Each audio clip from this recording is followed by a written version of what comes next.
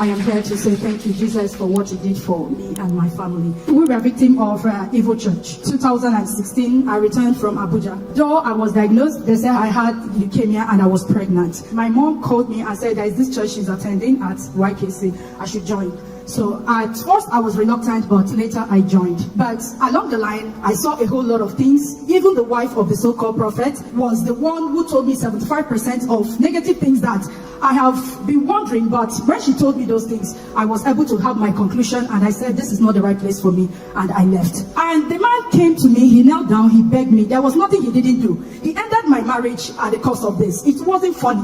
So he came back, he begged me, he said he was going to give me 1.5 million, I should return back to his church. I said, instead of me to come back to your church, I would better go back to my village and serve the deity of my village. I'm not coming. So, and in my family, the thing weighed all of us down. For more than 6 months, I didn't go to church. My siblings, they didn't go to church. Even up till now, some of them, they are still struggling with their faith. It wasn't something to be told of. It wasn't funny. But I thought at the end of the day that this was just, after the man asked me to come back, I told him my response. I thought it ended that way. I never knew that the devil had a bigger plan as surprise. At the end of the day, my aunt gave me the link to NSPPD. I said, please join this fire altar because you can't have this battle alone. This is a severe one. She was also part of that evil church, but left before myself. So I joined. I was praying every morning. God kept on revealing things for me. So it came one day, I had a dream. I woke up, I was supposed to pray, but the calls that were coming couldn't allow me to pray and cancel the dream. So at the end of the day, I just had my bait, drove up to Imo. On my way, very close, immediately this College of Agriculture, right now is a polytechnic, Imo State Polytechnic. Immediately after that place, that was when the accident happened. But one thing I heard was, slow down. I was hitting 120 because I was just eager to head to get to school before 3 p.m. So before I knew it, that accident occurred. I had bye. The next thing I had bye. I was now struggling with my steering, and then after a time, it got to a halt. My car got to a halt. I looked at it. The car was not running. So at the end of the day, it was the military checkpoint that came to rescue me. The army people who were there. Even my door could not open. They had to pull me out from the another side. So I was in the hospital while I was receiving treatment. A call came from that, one of the members of that evil church called me and said, see, sister, I don't know where you are, but whatever you are doing, you need to pray very well, because our prophet said that before Sunday, the accident happened on Wednesday, and I was already in hospital Thursday, and then the call came on Thursday that before Sunday they will hear I have died. So at that moment I said, really? So it was then the dream I had then recalled to me. I said, okay. I told them there in the hospital, discharge me.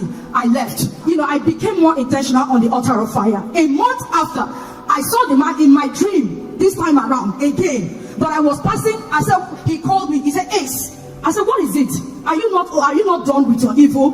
He said, please hold on. I want you to please take everything. Please stop fighting me. I said, what do you mean take everything? This key, I remember seeing this bunch of keys in my mom's dad's village house. These long keys, very old, ancient, primitive long keys. He handed it over to me. There were 6 of them. I said, Jesus, what is this? He said, it was my glory he took. I should take it. I said, what? You took my glory? He said, wait. He went back again. He brought a pillow this time around and gave it to me. I said, this is it. Take it. I collected it. He said, but please, one thing I'm begging you, stop calling my name on that altar. Stop mentioning my name. I will no longer fight you. I will not fight you again. I've handed over everything which I've collected. Please take it and go. And then I woke up. I said, this is reality, because by the time I woke up, it was 2 a.m. in the night. I started praying again. This thing happened their Papa's birthday. That was on the 22nd of August, 2023. Then I heard Papa said, what stopped it the other time will not stop it again, and this time the answers will not be delayed. What stopped it the last time? What stopped it the last time? Hear this, I hear the Lord. It will never arise. Now hear what the Lord is saying. What it means is this thing I'm about to say.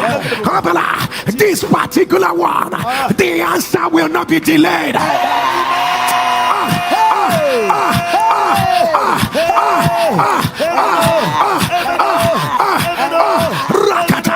The answer will not be delayed. So I started praying with it. Then on the night of 23rd of the same August, so while I was praying, I saw Papa. He came there, singled me out among 5 other ladies who were praying with me on the altar. I don't know them. It was just a dream. Papa started giving me a number.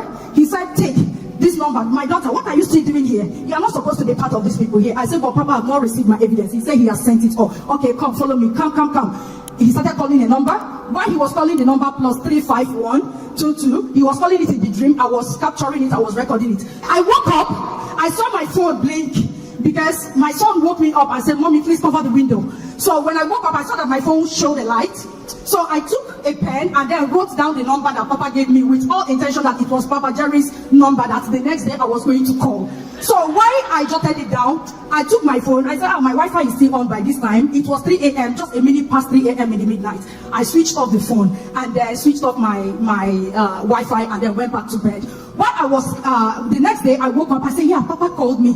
Papa gave me his number, let me call. I started calling the number didn't go through. Then I looked at it, I said, there is this number that equally called me that last night. Behold, it was the same number. I took my paper, I looked at it, I said, this is the same number that Papa gave to me. Could it be that Papa called me, I didn't pick? What is going on? So why on that, the number started calling me back again. I picked it. The man said, hello. I said, yeah, hello. And it wasn't Papa's voice. At that point, I got very angry. I said, who are you? You know, very arrogant. Who are you? The guy said, please don't be offended. Are you Mrs. Madu? I said, I'm not Mrs. Madu, sir. So who gave you my number? You know, just like that. And he said, please don't be offended. Can I see your face once again? I want to be sure that you're not Mrs. Madu. I said, I'm not Mrs. Madu. He now put it on a video call. He saw my face. Immediately, he caught it and said, you are not the one. But please, I'm looking for Mrs. Madu. I said, I'm not Mrs. Madu. You've seen I'm not Mrs. Madu. What is it?